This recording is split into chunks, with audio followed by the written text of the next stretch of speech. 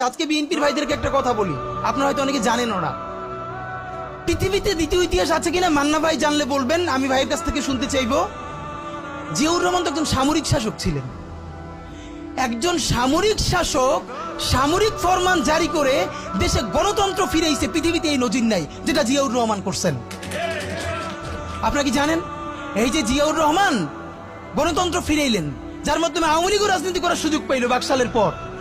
সেটা কিসের মধ্য দিয়ে? তখন তো সংসদ নাই, সংবিধান তো সংশোধনও করা যাইতেছিল না। কিসের মধ্য দিয়ে? জিয়াউর রহমানের সামরিক ফরমানের মধ্য দিয়ে। পৃথিবীর একমাত্র একজন সামরিক শাসক যিনি ফিল করলেন না সামরিক পন্থা দিয়ে করা যাবে না, গণতন্ত্রে ফিরতে হবে। এবং দেখেন হাসিনারে এবং আওয়ামী লীগের চরিত্রটাই হলো এইরকম, এর যে একটু ভালোবাসে তারে সে হত্যা করে। শহীদ প্রেসিডেন্ট জিয়াউর রহমান শেখ হাসিনাকে দেশে আসার অনুমতি দিছিলেন, সুযোগ দিছিলেন এবং বলছে থাক সবাই রাজনীতি করুক। আসার 1 মাসের মধ্যে জিয়াউর রহমান শহীদ হয়ে গেছে, 13 দিনের মধ্যে।